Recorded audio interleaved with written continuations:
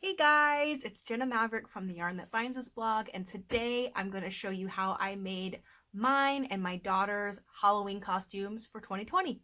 Let's do it.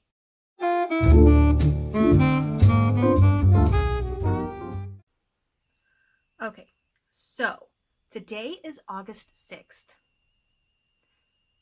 I'm preparing for Halloween, yes, this early. I know, it's weird. I'm going to kind of just take you guys on the journey with me of everything that I'm doing. I am doing a Toy Story 4 theme because, let's just face it, every single day we watch Toy Story 4 in our household.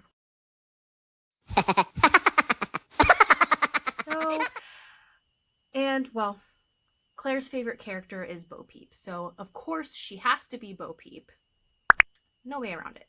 But I don't know what I'm going to be because I have a big belly. And I'm not trying to call myself fat. I'm just pregnant.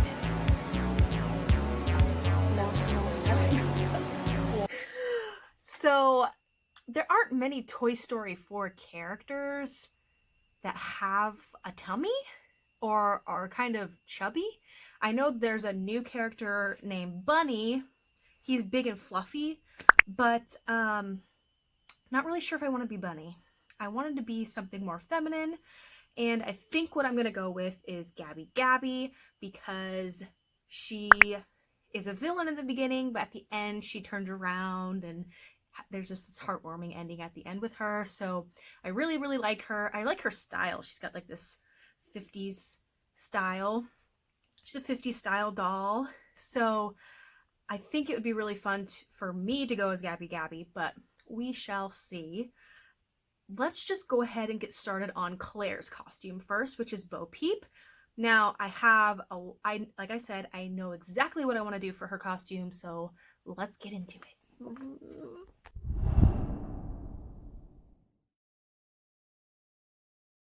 Bo Peep costume. So I am going to make a jumper for Claire. I'm going to crochet it. And this is how I'm going to do it. If you aren't following me on the blog, you won't know this, but if you do follow me, I came up with a pattern this past spring. It's called the Guinevere Pinafore dress. Let me show you what it looks like.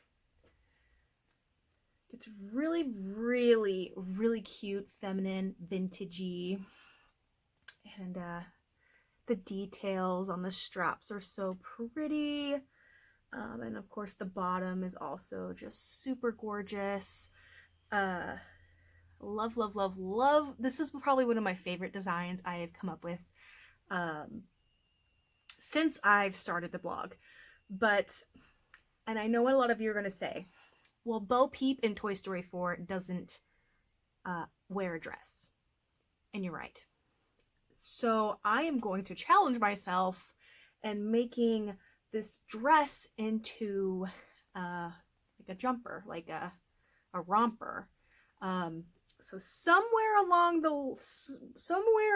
here, I'm going to be making 2 leg holes. Not sure how I'm going to do that yet, but this is the model of what I am going to be doing for Claire. Now, I had to stare at pictures of Bo Peep for a while on Google, just because she has a lot of different accessories in Toy Story 4. She's got the big hook, she's got the big bow, her elegant little jumpsuit thing. She's got her cape, which is reversible, so she can wear it around her neck with it's dark blue with like this big flower button, and then she can also wear it like as a wraparound skirt, turn it around, and it's her original white with pink polka dots on that side, which is actually looks pretty involved. I have an idea for how I want to do that, but I really just want to get started on the hard part first. The part that's going to take me the longest anyway. Now this is what we're going to use for her bow. She doesn't wear a headband in the movie, but I figured my daughter doesn't have a lot of hair. She's going to be 3 for Halloween. She'll just have turned 3. Like, her birthday's on the 27th of October, which is always exciting. But she'll be 3, so she doesn't have a lot of hair yet.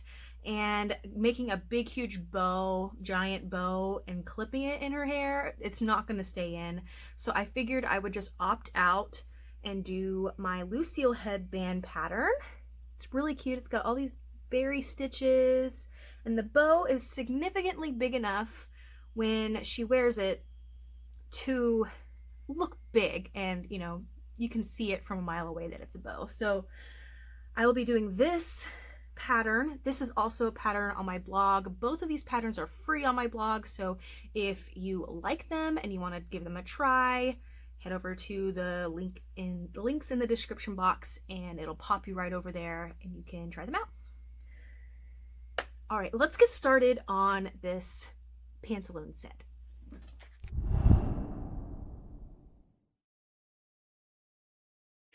All right, let's pop that label off. We're using a 4.0 millimeter hook, G hook, and I'm using the Michaels Loops and Threads Impeccable yarn in, I forget which color, it's baby blue. And I'm just chaining around according to the Guinevere pinafore dress pattern that's on my blog. You can look it up for free. And I'm using a stitch progression. I call it the moss stitch. A lot of people call it many different things, but it's basically just single crochet, chain 1, skip a chain, and single crochet in the next chain. And what happens is on the next row, you're actually going to turn and you're going to single crochet into the chain 1 spaces. All right, so here I've already completed most of the bodice, and you can see, as you can see, I'm single crocheting into the chain 1 spaces there. And I'm switching to the pink because the jumpsuit does have a little pink belt at the waist. So to do that, I'm just switching my yarn to the pink yarn. And I'll switch right back to the blue in just a second when we start on the big puff pants. And that's what it looks like. So there I am, changing it to the blue. So if you couldn't tell, I'm using Lion Brand's Pound of Love for the pink, and that colorway is Bubblegum. Now here, I am starting the pants. So in order to make it fit around the butt area and to be poofy, I am actually single crocheting in each stitch and chain 1 space. So there I am doing that really fast. And this is what it looks like after you double crochet quite a few rows. Here I'm actually chaining 6, and I am slip stitching into I'm slip stitching into the stitch across from where I'm beginning, and I'm going to begin the first leg pant, and I am actually going to double crochet into the back loops of these chains, so that way I can use the front loops for the other leg. And I'm just going to continue to double crochet all the way around until I have the first pant leg done. There you can see that it's forming a crotch area now.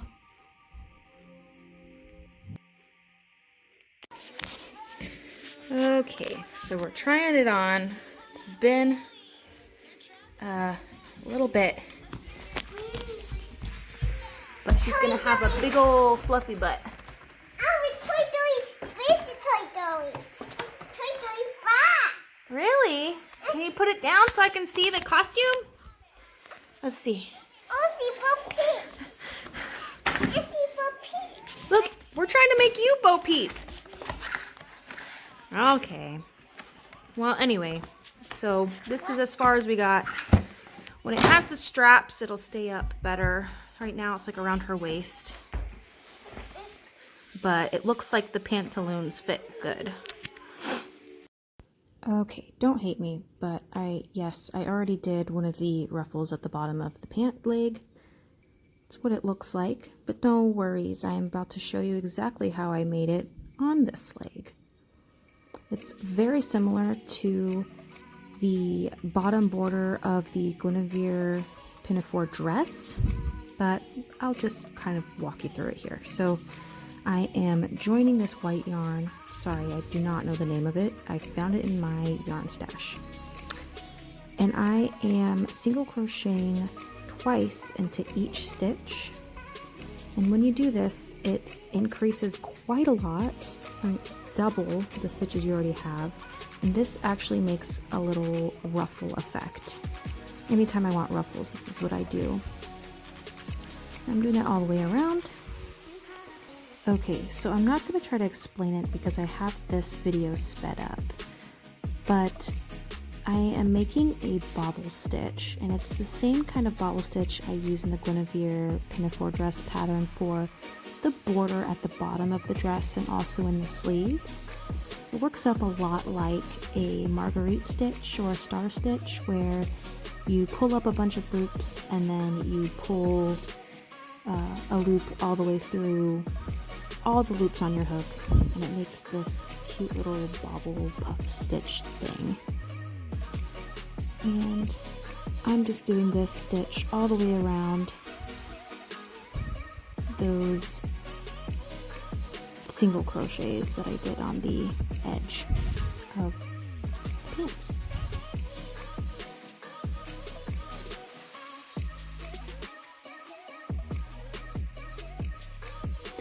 All right, and once you have that done, we are now actually going to flip this under. And I forgot to mention before, when you are doing this bobble stitch, you're going to want to make sure you're doing it in the front loops, so that way for this next step you can use the back loops. I'm chaining 3 here, and then I'm joining into the back loop so I can start the next step. It gives that layered, this will give it that layered ruffle look without having to actually sew the ruffles on. So that's how I joined.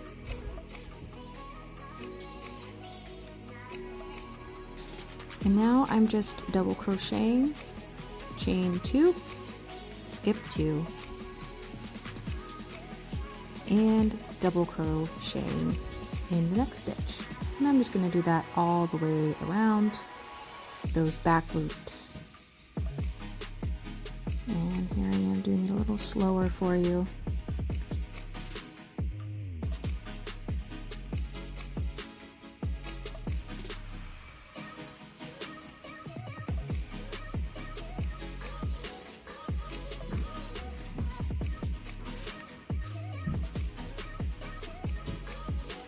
All right, now I'm chaining 1, and I am doing a front post double crochet in that first double crochet, chain 2, and the same thing, front post double crochet and the next double crochet. And you're just going to continue that all the way around, and you're going to do that 2 or 3 times depending on the length you want the ruffle on the bottom of the pants. It looks like that.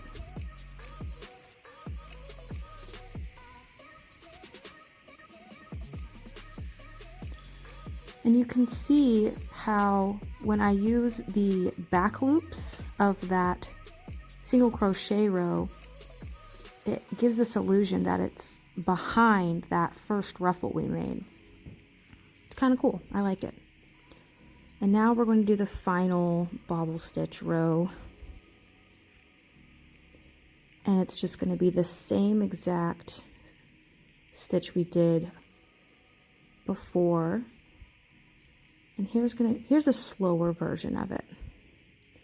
Going in that first stitch, yarn over, insert hook, yarn over, pull up loop, yarn over.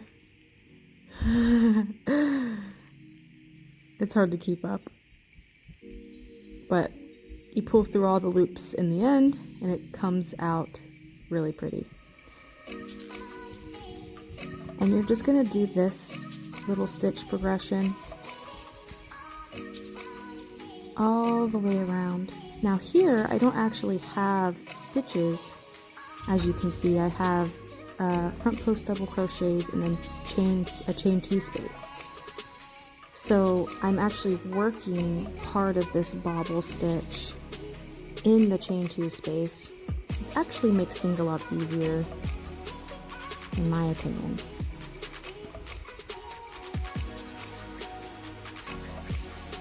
And there you have it. Those are my ruffles at the bottom of the pants. And now we just need to do the placket. Okay, so if any of you sew and you've sewn plackets before, you know you have to open up that edge and make it flat and sew across the whole edge. So instead of sewing that, we're just going to single crochet across that flat edge.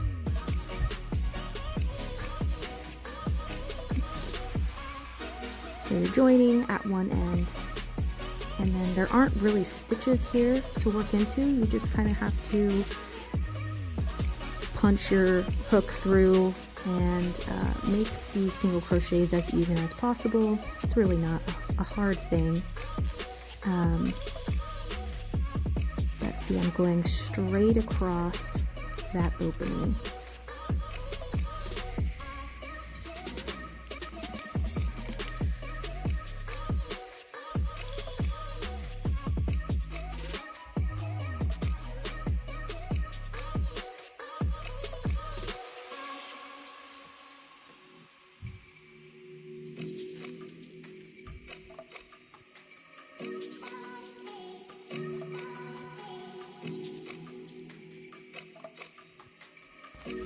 Now from here you're going to actually chain 1 and turn and just keep single crocheting across until you get the placket the size you want it to be, and then you'll eventually be able to fold it over for a closure.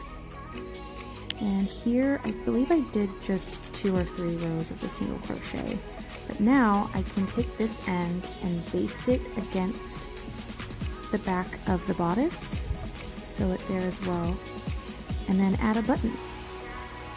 Kind of cool. And then if you look at the back, it looks seamless, really. I really like this idea. Alright guys, so here are the sleeves. I didn't show how I made them on video because there is a pattern on the blog for them, and it's very similar to the ruffles I made at the bottom of the pants. And here I'm showing, I have them pinned, I haven't sewn them on yet, but you want to make sure that the sleeves in the back are sewn up to the edges. I use a whip stitch, and then the sleeves in the front actually will be sewn onto the bodice. So here's the final jumpsuit try-on, and it fits her perfectly. Yay! So this is the end of part 1. I will be hopefully launching the part 2 release video out next week, where I make the rest of the Bo Peep accessories, including her sheep. So stay tuned.